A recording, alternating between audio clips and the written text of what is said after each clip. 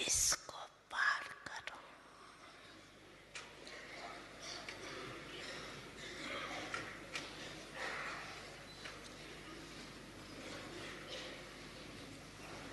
अभ्यास है ना, आगे चल के तो ऐसे अभ्यास की बहुत आवश्यकता पड़ेगी। Full stop.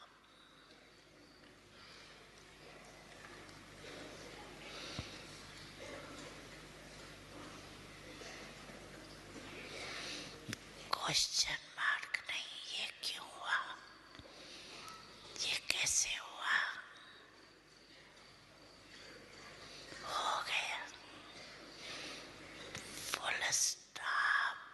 और अपन ने फुल शक्तिशाली स्टेज पे स्थित हो जाए।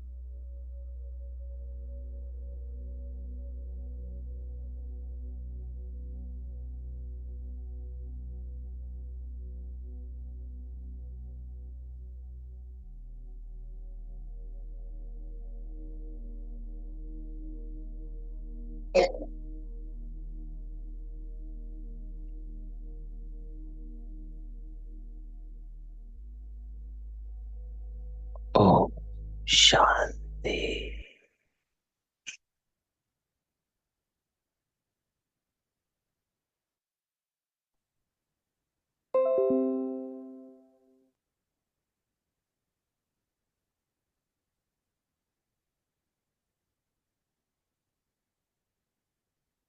आज बाबा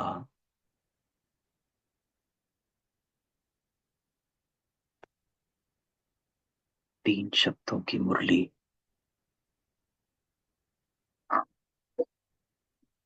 और हम सबको उसका स्वरूप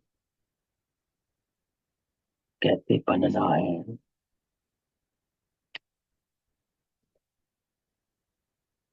वो आज बाबा पढ़ाने आया।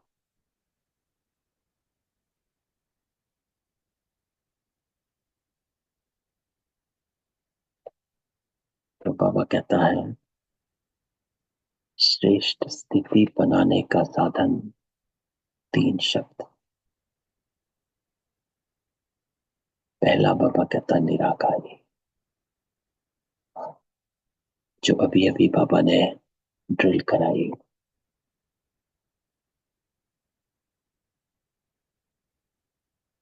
Full stop. साकारी सो निराकारी।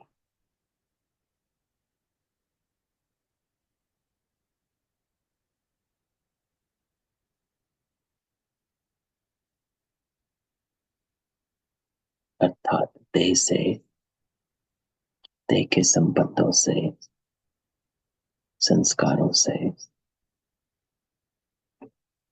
बातों से अपने को न्यारा करो।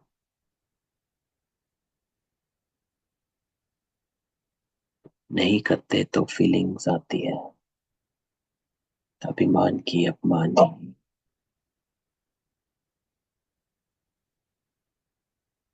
व्यर्थ संकल्प चलते हैं। तो पहली स्टेज बाबा कहता निराकारी की। फिर बाबा कहता अलंकारी, अर्थात अपने अलंकार याद है।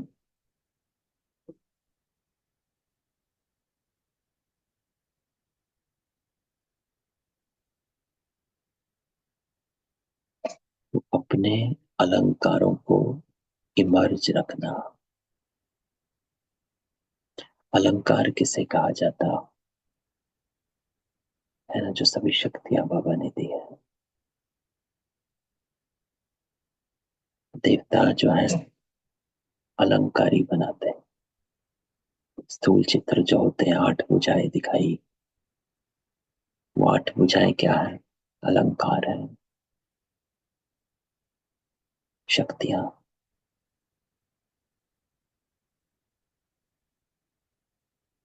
तो बाबा कहता अलंकारी, अर्थात अपने अलंकारों को इमर्ज करो। और तीसरा बाबा कहता है कल्याणकारी। तो सिर्फ निराकारी और अलंकारी नहीं, तो तीसरा कल्याणकारी, अर्थात अपना कर्तव्य इमर्ज करो। रहम दिल, दातापन। तो आज बाबा कहता है ये तीन शब्दों में इन स्मृति से अपनी स्थिति को बनाओ। पिछली मुरली में बाबा ने शब्द बताए थे कि कैसे नॉलेजफुल, केयरफुल और चीयरफुल। आप देखेंगे 1970 की जो मुरलियां हैं, सभी मुरलियों में ऐसे ही बाबा तीन शब्द, छह शब्द, दो शब्द, इस तरह से एकाग्र करता।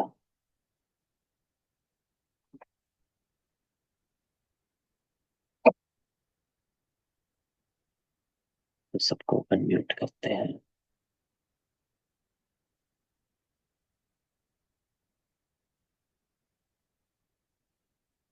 तो पापा कहता, अपने को पद्मा पदम भाग्यशाली समझकर हर कदम उठाते हो, अर्थात आपका हर कर्म। तो ये ज्ञान क्या है ना? बाबा हमेशा कहता है ये ज्ञान कोई योग में बैठना नहीं है। ये ज्ञान सबसे निराला क्यों है? क्योंकि ये आपको कुछ बनाता है। बाकी सब भक्ति में जो भी करा वो कुछ बनाता नहीं है। भक्ति करी और फिर वापस जो जैसा है वैसा ही चलता है। कुछ सीखना नहीं है, कोई धारणा नहीं है ना? आरती करी और वापस अपने उसमें।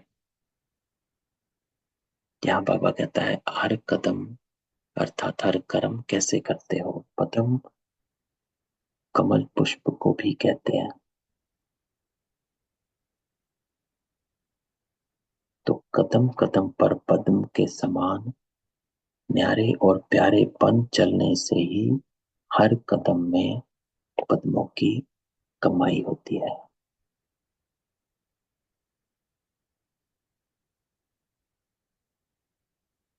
तो इस लाइन में बाबा क्या कहता है कि मेरा हर कर्म में जमा का खाता बढ़ने का साधन है न्यारापन। जिसमें बाबा कहता कदम कदम पर पदम के समान न्यारा और प्यारा बन चलना। क्योंकि जहां डिटैचमेंट है वहां भी कर्म है, जहां अटैचमेंट है वहां भी कर्म है। तो बाबा कहता है डिटैचमेंट लेकर आनी है, लेकिन सिर्फ डिटैचमेंट नहीं, और साथ साथ बाबा कहता है प्यारा। लविंग भी है और डिटैच भी। लविंग कैसे? कल्याण की भावना से। ऐसी श्रेष्ठ आत्माएं बनी हो, दोनों ही प्रकार की स्थिति बनाई है। एक कदम में पदम, तो कितने खजाने के मालिक हो।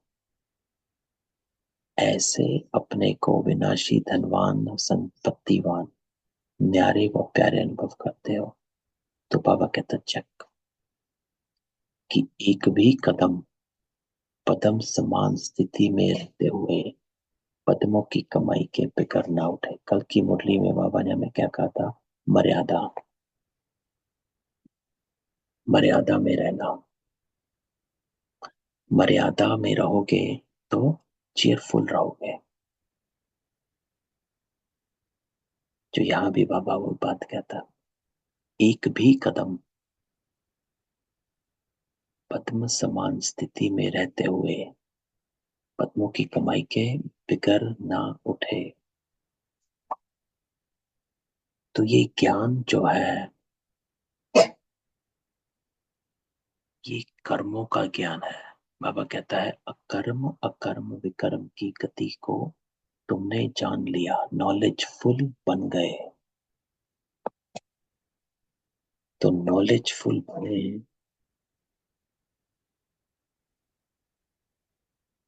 तो जो नॉलेजफुल है वो ही सक्सेसफुल है। जान लिया, समझ आ गई, है ना? जब कोई कुछ गलत कर्म करता है लौकिक में भी तो क्या कहते हैं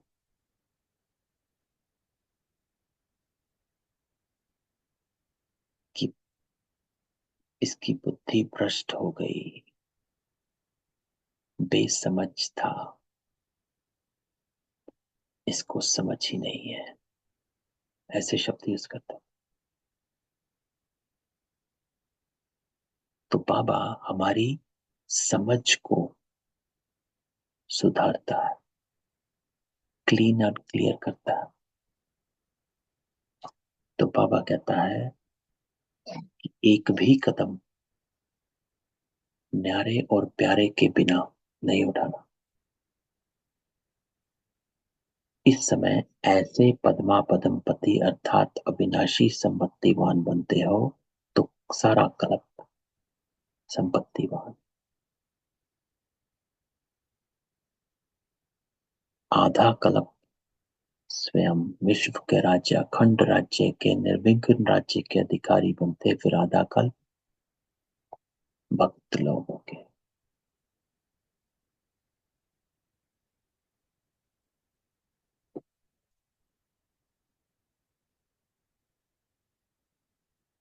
क्यों बनते हैं? क्योंकि जमा किया है। और ये जमा कैसे किया है? कर्मों से। ज्ञान सिर्फ योग में बैठना, मुरली सुनना नहीं है ना। ज्ञान बाबा क्या कहता है? धारणाएं। संडे की मुरली में बाबा ने क्या कहा? ज्ञान का खजाना, उससे मुक्ति और जीवन मुक्ति मिलती है। और उसके लिए बाबा ने कहा मुक्ति और जीवन मुक्ति कैसे मिलती है? क्योंकि समझ आ गई। फिर योग का खजाना, शक्तियां आ गई, अर्थात उस कर्म करने की हिम्मत आ गई, मधुर बोलने की, गुस्सा ना करने की, विकारों से मुक्त रहने की हिम्मत चाहिए। फिर बाबा कहता धारणाओं की खजाने से गुण आ गए, और संबंध संपर्क से दुआएं।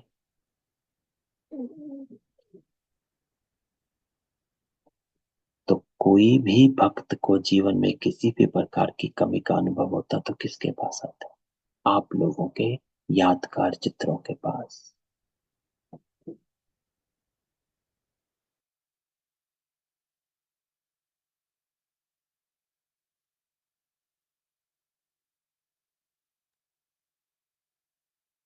चित्रों से भी अल्पकाल की प्राप्ति करते हुए अपनी कमी व कमजोरियों को मिटाते रहे। तो अभी भी बाबा कहता है उन चित्रों में वो वाइब्रेशंस है।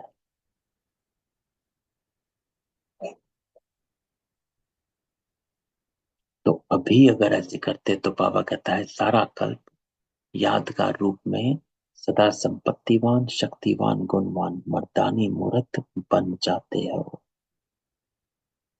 तो जब एक कदम भी उठाते और एक संकल्प भी करते तो बाबा कहता ऐसी स्मृति में रहते हुए, ऐसे अपने श्रेष्ठ स्वरूप में स्थित होते हुए चलते हो। तो ये आज बाबा कहता है लेकर जाना है कि व्हाट इज द अवेयरनेस।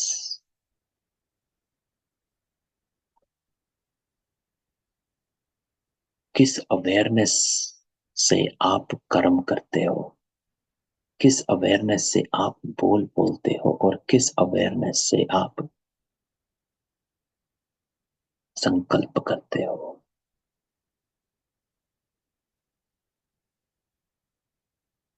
तो बाबा कहता है अपने श्रेष्ठ स्वरूप को इमर्ज रखो। ना कुछ दिन पहले बाबा की मुरली में क्या था?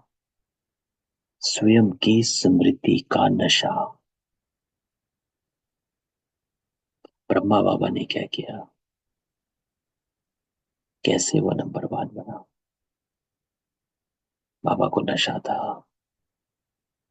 कि वो नारायण है, और उसी ही स्मृति में रहता था। क्योंकि मैं नारायण हूं, I have to act like Narayan. तो बाबा नारायण की तरह अपने कर्मों को, संकल्पों को और बोल को देखने लगा।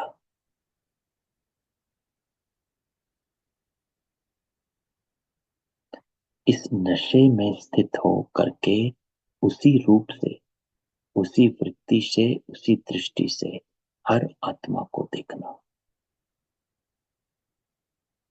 कोई भी आत्मा को किस स्थिति में रहकर देखते हो बाबा कहता है, उस समय की स्थिति व स्टेज कौन सी होती है जब किसी भी आत्मा को देखते हो?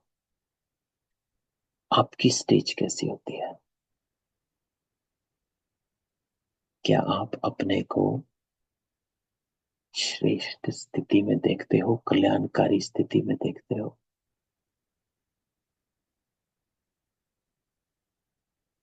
हर एक ने सुनाया, कुछ कुछ सबने कहा, तो बाबा कहता जो भी सुनाया तो सभी यथार्थ, क्योंकि अभी जबकि यथार्थ को छोड़ चुके हैं तो जो भी बोलेंगे वो यथार्थ। तो अब अयथार्थ शब्द भी मुख से नहीं निकल सकता। तो बाबा कहता है जब भी कोई आत्मा को देखो तो वृत्ति यही रहनी चाहिए कि इन सभी आत्माओं के प्रति बाप ने हमें वरदानी और महादानी निमित्त बनाया है। ये तीन चीजें, कल्याणकारी, रहम दिल, दातापन, ये तीन शब्द अपनी वृत्ति में रहना चाहिए। कल्याणकारी, रहम दिल, दातापन।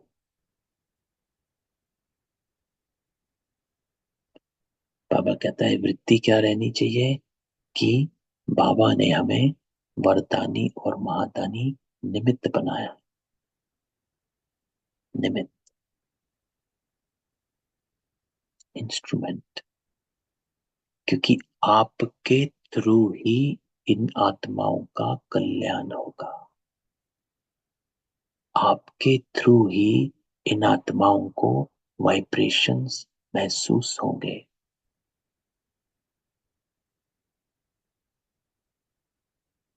So you have to become your that.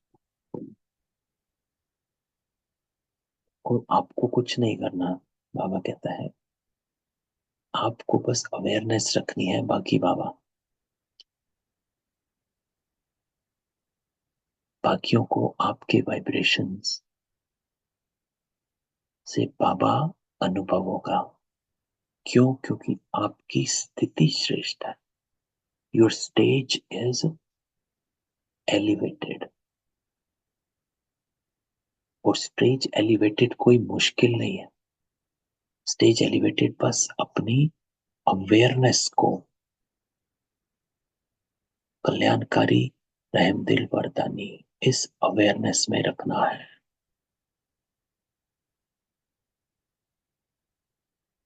वरदानी व महादानी की वृत्ति से देखने से कोई भी आत्मा को वरदान व महादान से वंचित नहीं छोड़ेंगे, क्योंकि बाकी सभी आत्माएं आपके थ्रू परमात्मा के वाइब्रेशंस को अनुभव करेंगी। आज की मुरली क्या थी? शांति देवा।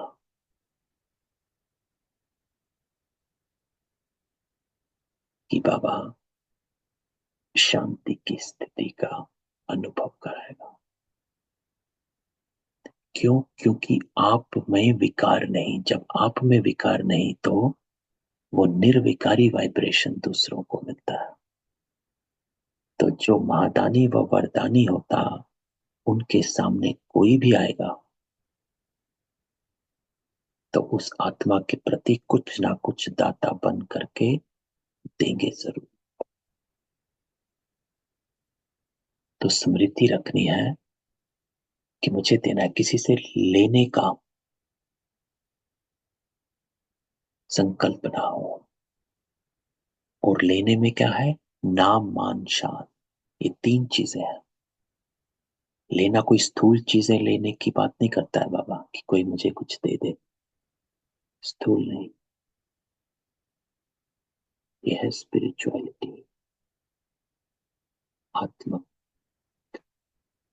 अर्थात नाम, मान, शान। ये लेने का सबसे ज्यादा इच्छुक होती हैं आत्माएं। कि कोई मेरी रिस्पेक्ट करे, मेरी प्रेज करे, है ना, मेरी अप्रिसिएशन करे, है ना, मुझे थैंक यू करे। ये लेना है, ये इन चीजों से फीलिंग्स आती हैं जो आपकी भावनाओं को, क्योंकि ये इच्छाएं हैं, और ये इच्छाएं कुछ दिन पहले बाबा का वरदान था कि ये इच्छाएं होती हैं तो आप में स्वार्थ, चिड़चिड़ापन, ये आ जाता है। तो अपने को दातापन के स्वरूप में रखो कि मुझे कुछ नहीं लेना। I don't even need a respect from anybody, I don't need thank you from anybody. क्यों? क्योंकि मैं गिवर हूं, आई हैव टू गिव। कोई को भी खाली नहीं भेजना। तो ऐसी वृत्ति रखने से कोई भी आत्मा, so if you have that, वृत्ति क्या होता है? वृत्ति इज इंटेंशंस।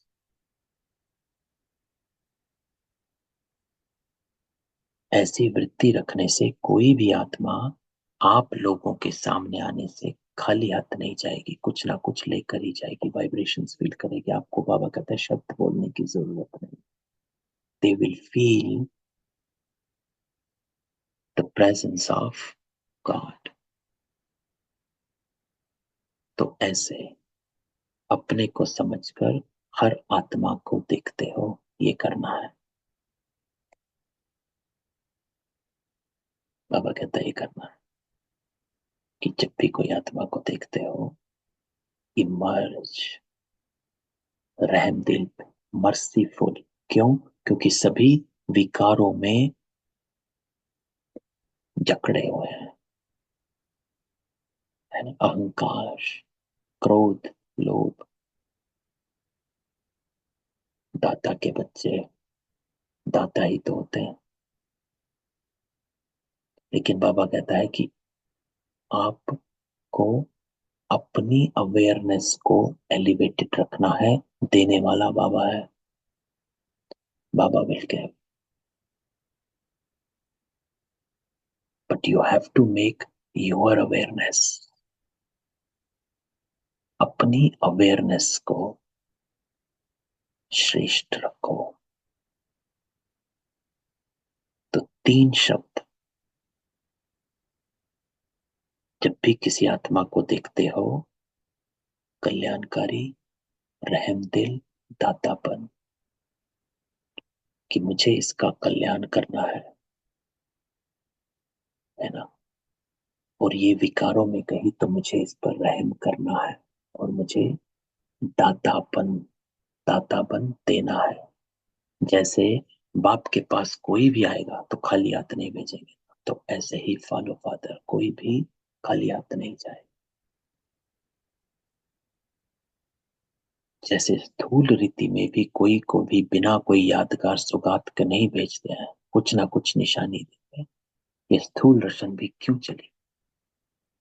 सूक्ष्म कर्तव्य के साथ सहज स्मृति दिलाने के लिए एक सहज साधन बनाया हुआ है ना, किसी ना किसी को कुछ ना कुछ देकर भेजते हैं, रिटर्न गिफ्ट, ताकि याद रहे। तो बाबा कहता है आपके पास भी कोई आता है तो वो आपसे वाइब्रेशन लेकर जाए। तो जैसे यह सोचते हो कि कोई भी स्थूल सौगात के सिवाय न जाए, वैसे ही सदा लक्ष्य रखो कि कम से कम थोड़ा बहुत लेकर जाए, आपके वाइब्रेशंस लेकर जाए। तभी तो आपको आपके विश्व के राज्य में आएंगे ना, क्योंकि आपसे मिला तो ही आपसे जुड़ेंगे। तो ऐसे सदाचारी और सदा महादानी, सदाचार और सदा महादानी, दृष्टि, वृत्ति और कर्म से बनने वाले ही विश्व के मालिक बनते हैं, है ना, दातापन। उसके बिना क्या बनेगा? इसलिए देवता को क्या, देवता अर्थात देने वाला, तो सदा ऐसी स्थिति रहे, अर्थात सदा संपत्तिवान समझकर चलें। इसके लिए तीन शब्द याद रखने हैं। तो हमेशा अपने को बाबा कहता है भरपूर समझकर चलना है, और उस भरपूर समझकर चलने के लिए बाबा कहता है तीन शब्द याद रखो। वो है निराकारी, पहली स्टेज, सदा निराकारी अर्थात डिटैचमेंट।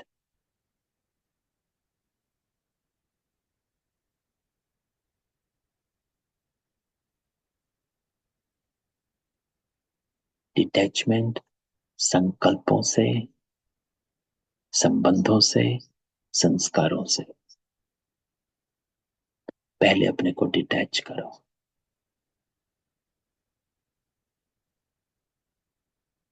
फिर अलंकारी,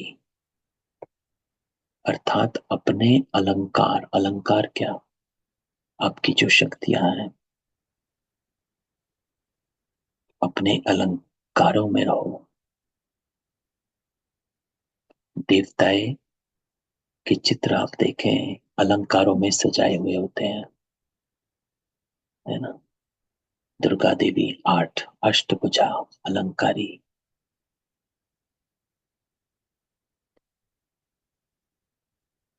विष्णु के 4 अलंकार, है ना, चक्र गदा कमल पुष्प शंख। तो अलंकारों में रहो। और तीसरा बाबा कहता है कल्याणकारी, कि सिर्फ ये दो नहीं, कल्याणकारी अर्थात आप हर आत्मा के कल्याण के प्रति हो।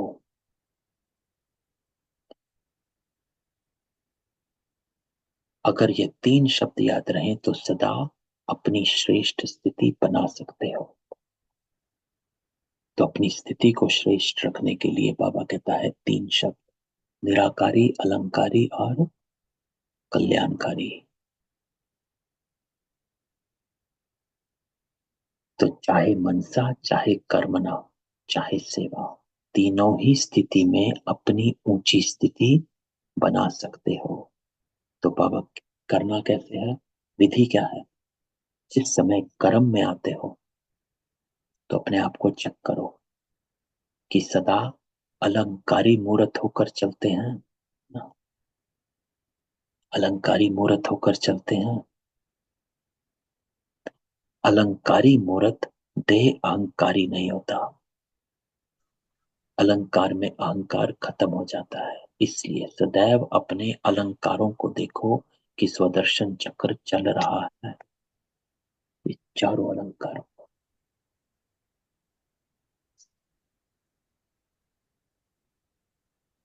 इमर्ज रखना। तो चार अलंकार क्या, पूर्णिमा बहन आपका क्वेश्चन। भाई जी मैं बोल रही थी कि निराकारी रहने से बाकी दोनों आ जाएंगे अपने कि नहीं। मतलब जैसे हम लोग जब भूल जाते हैं कि सोल कॉन्शियस नहीं रहते हैं, बॉडी कॉन्शियस होते हैं, तो उसी से तो सारा प्रॉब्लम शुरू होता है। तो सोल कॉन्शियस रहने से ही तो सारी शक्तियां या ये सब आ जाएंगे। या अलग से उनको याद रखना होगा। अलग देखो, निराकारी निराकारी बना देगा। निराकारी तो सभी आत्माएं हैं, है ना। हाँ है, लेकिन हम लोग तो अलंकारी सभी अपने नहीं, को आत्मा नहीं नहीं नहीं, आगे सुनो, समझते नहीं आगे हैं। अच्छा सुनो। अच्छा। अलंकारी हाँ तो हाँ। सभी नहीं है ना। बाबा क्या कहता है कि, बाबा हमेशा क्या कहता है, अपने को आत्मा समझ, बाबा को याद कर, देवी गुण भी धारण करने हैं। अलग से बाबा बोलता है, क्योंकि निराकारी का जो प्रैक्टिस है, अभ्यास है, वो आपको डिटैचमेंट के लिए है, संकल्प हीन बनाने के लिए, फुल स्टॉप लगाने के लिए। निराकारी बन जाओ, अपने को आत्मा समझो, अर्थात यहां पर कुछ भी मेरा नहीं है। निराकारी आपको मेरेपन से अलग करता है। ये सबसे इंपॉर्टेंट अभ्यास है जो आपको डिटैच करता है, बस। तो निराकारी जब बाबा करवाता है ना, वो बाबा कहता है निराकारी हो गए, डिटैच हो गए। अब करना क्या है, डिटैच तो हो गए, राइट? तो आपके कर्म कैसे हो, उसके लिए बाबा कहता अलंकार को सामने लाओ, अपने अलंकारों में रहो। अलंकार क्या, स्वदर्शन चक्र को फिराओ, हु यू आर। अब स्मृति आ गई दातापन की। देखो, एक हुआ कि आप सब भूल जाओ, यहां का डिटैच हो जाओ, ठीक है, एक हुआ। Step number 2, what do you have to do? क्योंकि बाबा हमेशा, बाबा क्या कहता है, निराकारी जो होता है, निराकारी होकर कर्म थोड़ा ना होता। कर्म करने के लिए बाबा क्या कहता है, फरिश्ता बनो। तो सेकंड स्टेप जो होता है वो होता है कि अब अपने को, बाबा ने क्या कहा, अलंकारों को देखो। स्वदर्शन अलंकार, सबसे पहला अलंकार स्वदर्शन चक्र फिराओ, हु यू आर, आप कौन हो। दाता। भाई जी, मैं ऐसे सोच रही थी कि मतलब आत्मा कोई भी हो, मतलब वो तो आत्मा का ओरिजिनल गुण, तो हर एक आत्मा का ओरिजिनल गुण जो है या शक्ति जो है, वो ओरिजिनल में वो ऑलरेडी है ही। बस हम भूल गए हैं, इसलिए हम उसमें टिक नहीं पा रहे हैं, मतलब हम वो उस तरह से कर्म नहीं कर पा रहे हैं। एक बार हाँ, वो स्मृति या आत्मा। वो जब हम हाँ, जैसे आत्मिक में टिकेंगे तो वो तो अपने आप सारा इमर्ज हो जाएगा। नहीं, आत्मा के 8 गुण है, 8 गुण है ना, पांच आठ गुण है ना, शक्ति है। 5 गुण है ना आत्मा के। 7 गुण, सात। 7 गुण, सात हाँ, गुण। 7 गुण है ना। देवताओं हाँ। के 36 गुण गाए गए। तो आत्मा के 7 गुण, 5 गुण हैं, लेकिन दैवी गुण कितने हैं? 36 गुण गाते हैं ना देवताओं के। तो हम्म। दैवी गुण अलग हैं, तभी तो होता है दैवी गुणों को इमर्ज करना। Being divine is different from being soul conscious. तो जो मैंने कहा, निराकारी आपको डिटैच करवाता है, लेकिन आपको दैवी गुणों को इमर्ज करना है। अब ये आत्मा में दातापन का गुण थोड़ा ना, कल्याणकारी, हर आत्मा में कल्याणकारी दातापन बनना, रहम दिल की भावना, है ना, मधुरता, दैवी गुणों को इमर्ज करना। इसलिए बाबा कहता है अपने अलंकारी स्टेज पर आओ। एक है निराकारी स्टेज, फिर है अलंकारी स्टेज। अलंकारी स्टेज अर्थात अ डिवाइन स्टेज, दैवी स्टेज, दिव्य गुणों को इमर्ज करना। देखो, इसलिए आप अलग क्यों हैं अन्य आत्माओं से? क्योंकि आप दिव्य गुणधारी हो। अन्य आत्माएं सिर्फ आत्मिक गुणधारी हैं। दिव्य गुणधारी हर आत्मा नहीं है, वो सिर्फ सतयुगी आत्माएं हैं, सतयुग और त्रेता की आत्माएं, दिव्य गुणधारी, है ना। आत्मा में सभी सिर्फ 5 हैं, लेकिन दिव्य गुण नहीं है ना। इसलिए तो डिविनिटी आती है, पावन बनना।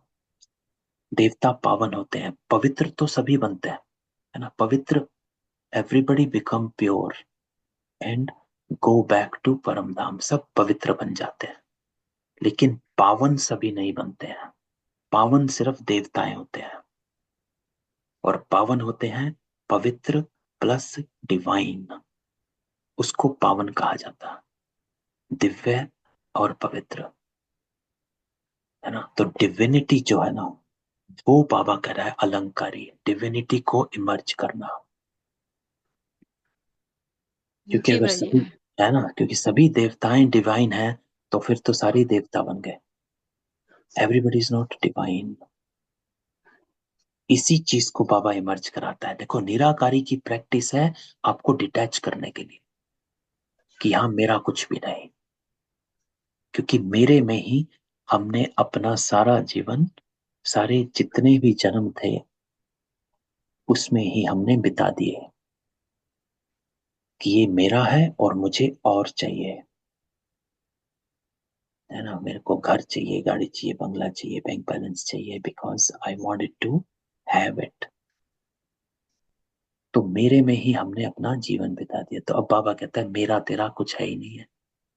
तो सबसे पहले अपने को मेरे से डिटैच कर, जिसको कहा गया नष्टो मोहा। फिर बन स्मृति लब्धा, फिर अपनी स्मृति में लब्ध हो जा। Who you are, you are not that, you who are you. तो स्वदर्शन चक्र को फिरा, तो उसमें आओ, है ना। तो अगर स्वदर्शन चक्र चलता रहेगा तो जो अनेक प्रकार के माया के विघ्नों के चक्र में आ जाते हो वो नहीं आए।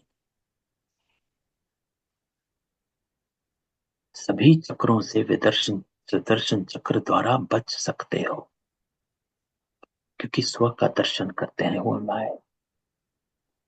तो सदैव यह देखो कि सुदर्शन चक्र चल रहा है ताकि आपकी डिविनिटी इमर्ज हो जाए ना, डिवाइन। तो कुछ दिन पहले भी हमने बात की थी, हम पॉजिटिव नहीं, हम डिवाइन आत्माएं हैं। हमारे कर्म में डिवाइनिटी होनी चाहिए।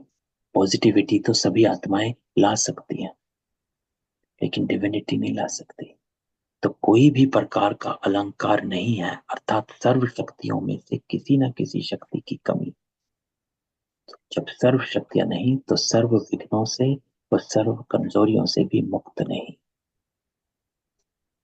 तो कोई भी बात में, चाहे विघ्नों से, चाहे अपने पुराने संस्कारों से, चाहे सेवा में कोई असफलता का कारण बनता है, तो उस कारण के वश कोई ना कोई विघ्न के अंदर आ जाते, तो समझना चाहिए शक्ति की कमी है।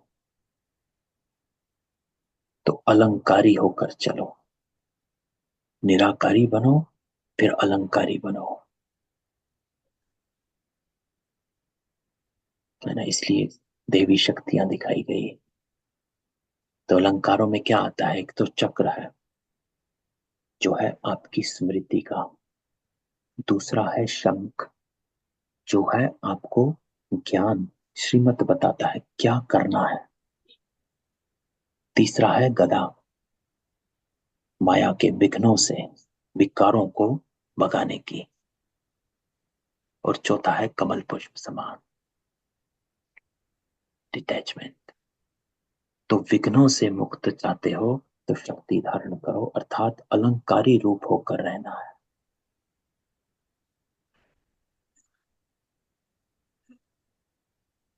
तो बाबा कहते हैं इसलिए तीन ही शब्दों सदा स्मृति में रखते हुए कार्य करो। इन अलंकारों को धारण करने से सदा अपने को वैष्णव वैष्णव समझेंगे। भविष्य में तो बाबा कहता है विष्णुवंशी बनना ही है, लेकिन अभी वैष्णव बनना है। तो वैष्णव बाबा सिर्फ स्थूल खाने को नहीं कहता है, वैष्णव बाबा कहता है वैष्णव संस्कार, विष्णुवी संस्कार बनाना, है ना। तो वैष्णव अर्थात कोई भी मलैच चीज को टच नहीं करने वाला। आजकल के वैष्णव तो सिर्फ स्थूल चीजों से वैष्णव है, लेकिन बाबा कहता है आप सदा वैष्णव अर्थात तमोगुणी संकल्प व तमोगुणी संस्कारों को भी टच नहीं कर सकते हो। तो इसलिए संस्कारों से भी वैष्णव बनना है।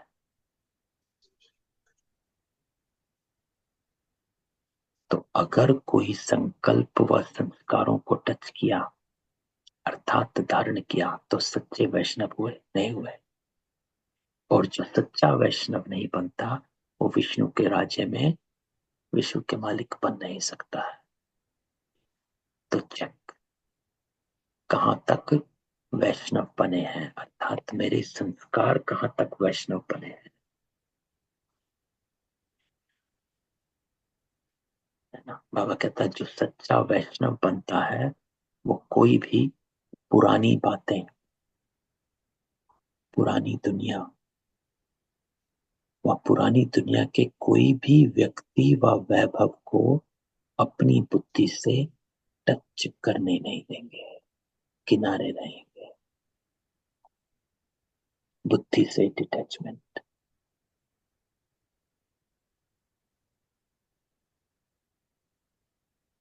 इसलिए इसको बुद्धि का योग कहा गया कि बुद्धि से किसी के भी प्रभाव में नहीं आना है। लेकिन उसके लिए बाबा ने भिन्न भिन्न युक्तियां दी है। तो ऐसे वैष्णव बनो।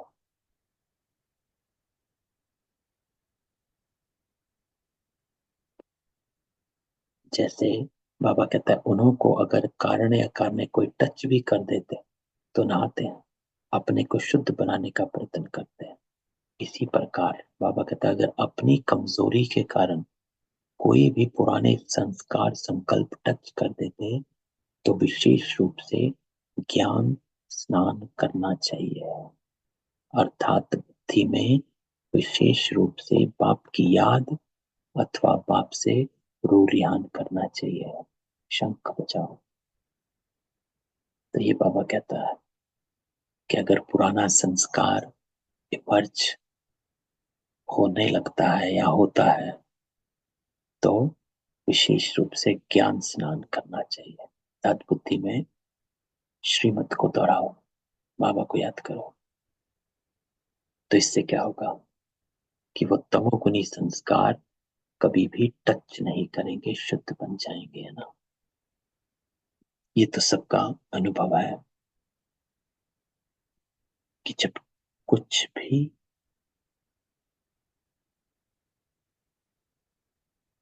अगर कोई भी पुराना संस्कार आने लगता है तो तुरंत श्रीमत को इमर्ज करते हैं। बाबा ने कहा ऐसे नहीं करना है, या मुझे भिखारी नहीं बनना है, मैं देवी आत्मा हूं। तो अपने को शुद्ध बनाना, अपने को शुद्ध बनाने से सदा शुद्ध स्वरूप के संस्कार बन जाएंगे। तो ऐसे करते हो ना। कहते हैं ना, पता नहीं ये कैसे हो गया, कमजोरी तो स्वयं की है। तो इतनी पावर होनी चाहिए कि कोई भी टच कर ना सके।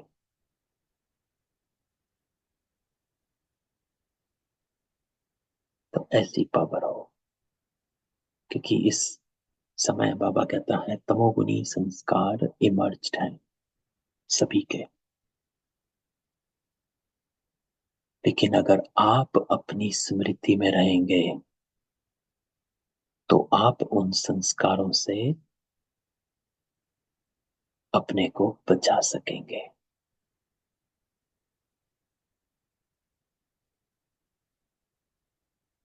जिसको बाबा कहता है, अगर कोई पावरफुल होता है तो उनके सामने कमजोर एक शब्द भी बोल नहीं सकता। अज्ञान में रूप के आगे कोई नहीं आ सकते। यहाँ बाबा कहता है रूप नहीं, यहाँ है रूहाब। रूहाब किसे कहा जाता है? रूहानी। रूहानी रूप को रूहाब कहा जाता। आप रूहानी रूहाब में हो तो रूप को रूहानियत में चेंज करो, तो फिर कोई की ताकत नहीं जो टच कर सके। तो ऐसा करना है। 3 शब्द से बाबा कहता है अपनी स्थिति को श्रेष्ठ बनाओ। निराकारी, अलंकारी, कल्याणकारी। ये आज की मुरली है ना। तो इन 3 शब्दों को इमर्ज रखना है तो आपकी स्थिति जो बाबा कहता है वो पावरफुल रहेगी।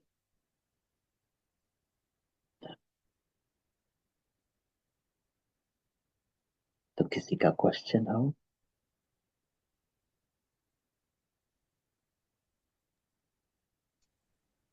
तो पूर्णिमा ओम बहन आप। शांति बाबू जी।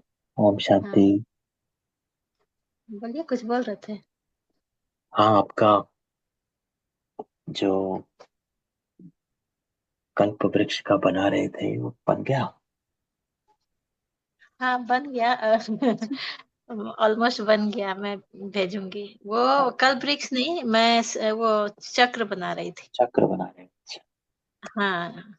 हाँ, तो उसमें वो मुरली से जब पढ़ते हैं ना, तो असल में ऐसे तो जब स्टार्टिंग में मतलब वो सब बात नहीं बताते हैं। जो सिंपल सिंपल है वही बताते हैं, लेकिन मैं क्या कि जैसे मान लीजिए मुख वंशावली ब्राह्मण, कुख वंशावली ब्राह्मण, तो वो संगम युग में दिखा दी कि वो मुख वंशावली, नीचे में कुख वंशावली, फिर रावण दिखाई।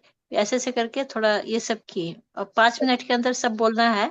तो वो वीडियो बनाना है मुझे, बना के फिर वो सेंड करना है। वीडियो नहीं बनाई हूँ, वो चलो ड्राइंग बनाई हूँ। बनाओ फिर तो बताना। हाँ।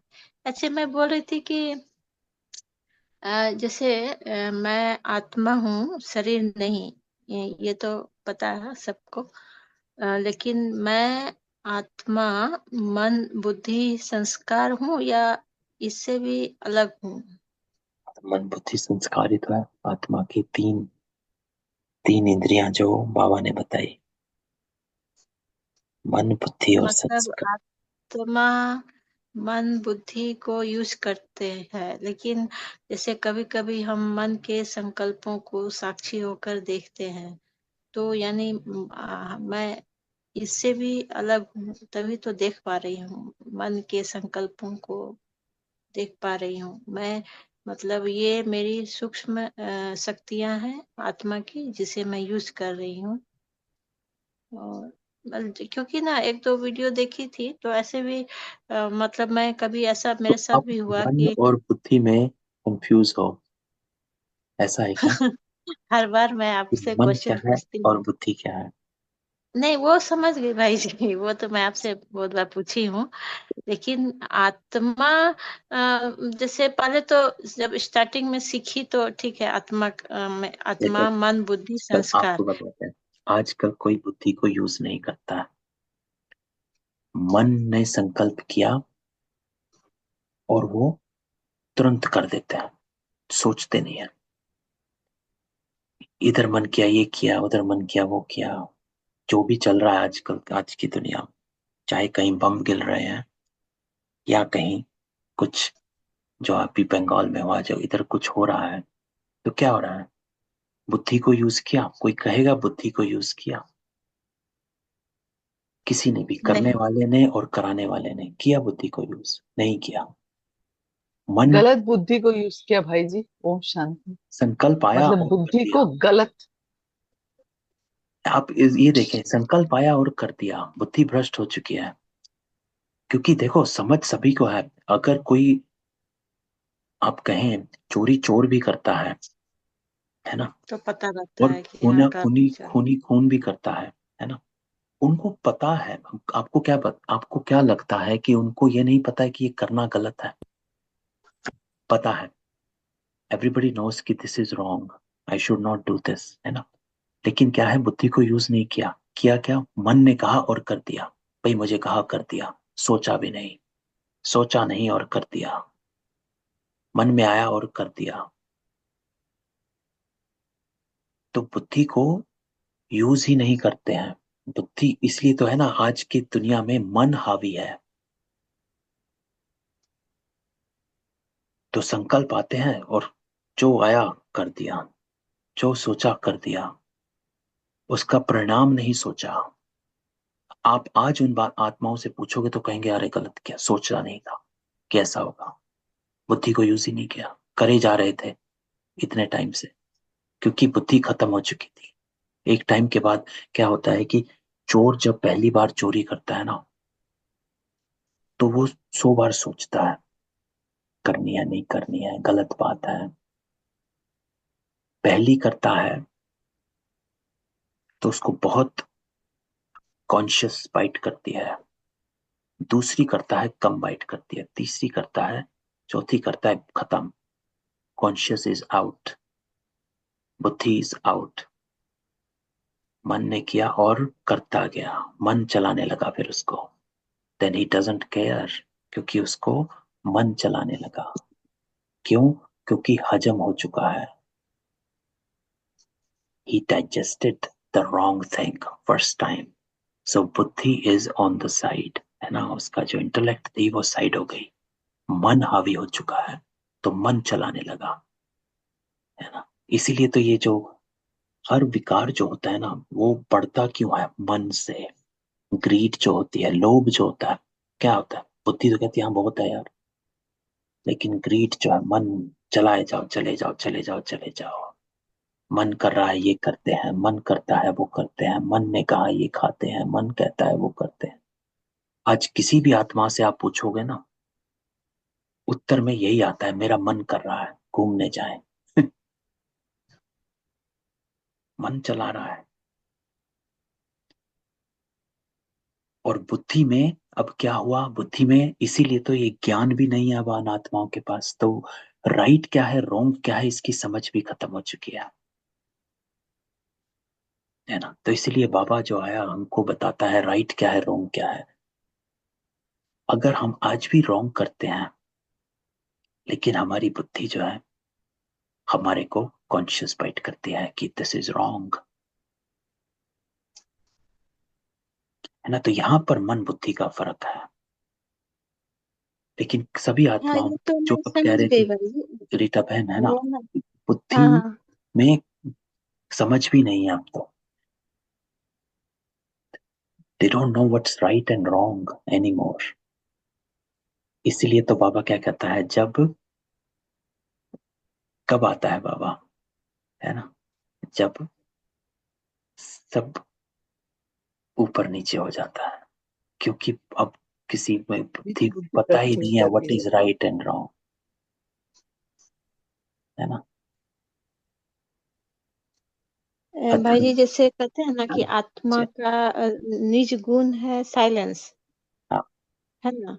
लेकिन जैसे हम कहते हैं मैं शांत स्वरूप आत्मा हूँ, लेकिन मन तो फील नहीं कर पा रहा है कि हम साइलेंस है। मन में तो बहुत सारा बात चल रहा है हाँ। कि आत्मा की जो ओरिजिनल क्वालिटी है वो तो फील नहीं हो रहा है, इतना सारा मन में बात चल रहा है। मतलब तो ये, इसलिए तो बाबा कहता है मंत्र मन मनाभव। तो क्यों मन मनाभव को मंत्र कहा गया? वो मन को शांत करने से फिर आत्मा फील करेगी, है ना। हाँ, तो फिर मन को तो देखो, ऐसे तो है नहीं कि मन आपका भटक रहा है और बुद्धि कह रही है अच्छा मैं शांत स्वरूप हूँ, मैं शांत स्वरूप हूँ।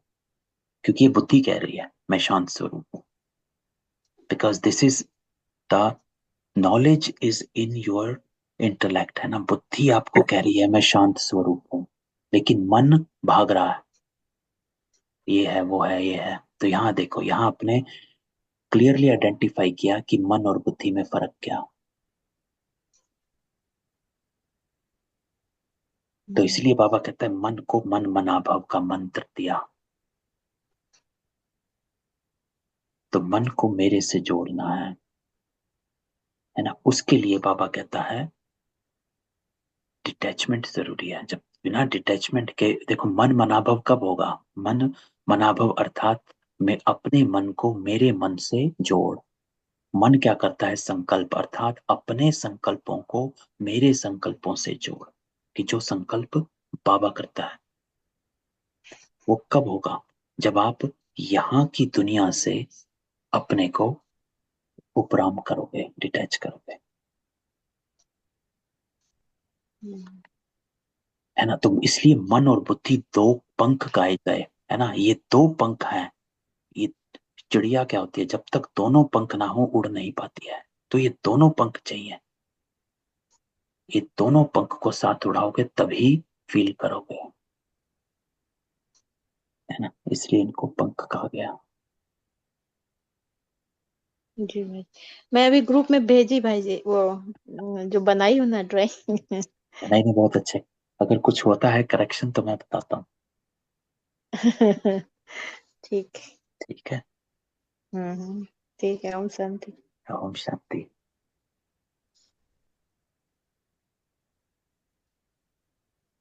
ठीक है, चलो हम्म, ठीक है भाई। सवेरे मिलते हैं। ओम शांति। शांति भाई। ओम शांति। ओम शांति। ओम शांति।